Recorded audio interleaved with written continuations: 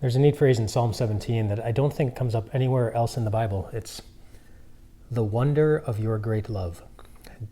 David asked God to show the wonder of your great love. And then it seems he goes on to define it, what the wonder of his great love is, what that is. He says, keep me as the apple of your eye, hide me in the shadow of your wings. The apple of your eye, it's that dark part right in the middle, the very center.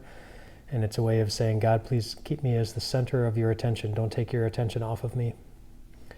And then hide me under the shadow of your wings. That's a place of safety. And so that's pretty good. If you're the recipient of God's great love, then you are the center of God's attention. And you're in a place of safety. But the word that jumped out at me was the wonder of your great love. And I thought, if something is wonderful, it's in a way surprising. And that led me to think, who are some of the people in the Bible that would have been surprised by the fact that God loved them? Or surprised in the way that God treated them? And I thought of Peter. After he boasted that he would never deny Jesus, and then he did 3 times in the same night.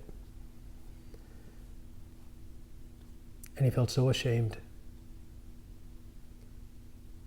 And yet Jesus came to him and said, Peter, I'm trusting you with my precious little lambs. I wonder if Peter wondered why Jesus would do something like that.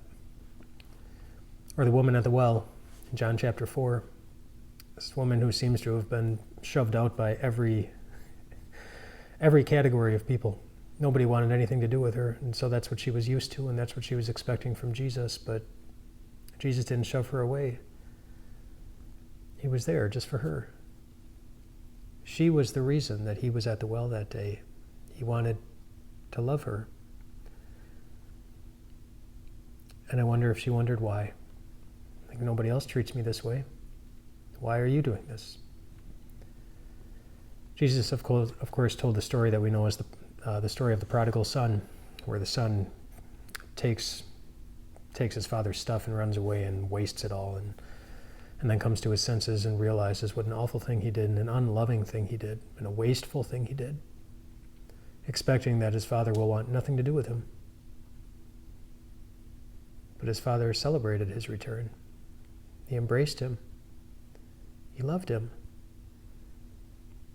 I think that son was surprised. And then I think of the Apostle Paul, who was Saul, and I think of him in 2 ways. Firstly, his what he was doing before his conversion, before Jesus appeared to him on the road. Saul was persecuting Christians. He was an enemy of the church, an enemy of Jesus. He hated anything related to Jesus and anyone who was connected with him. And Jesus even pointed that out. He said, Saul, you're persecuting me. But then he called him to be his apostle, and a pretty powerful one. And I wonder if he wondered why. Why would he do that? That's unusual. But then also, as Paul went into his ministry and as he practiced his faith, he struggled mightily to practice it as well as he wished. You know, the good things I want to do, he said, I can't do them. Not all the time, not consistently, not like I want. And the bad things I don't want to do, those are the things that I keep on doing. And look, I did it again. And yet Jesus didn't kick him out of the ministry. He didn't kick him out of his church. He continued to love him. And I bet for Paul that was wonderful. And so the good news in all of that is maybe you sometimes wonder why God would love someone like you. Maybe sometimes you find yourself like Peter, you're kind of boastful about how good a job you're doing, and then you crash in ways that you never saw coming, but you should have.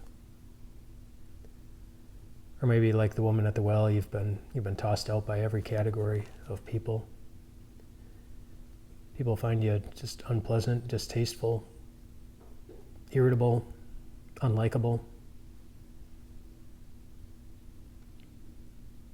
Maybe you've been like the prodigal son. You can identify stretches in your life, moments in your life, when you walked in the wrong direction, or relationships that you just left behind that you shouldn't have. Or maybe like Paul, you get really frustrated with yourself,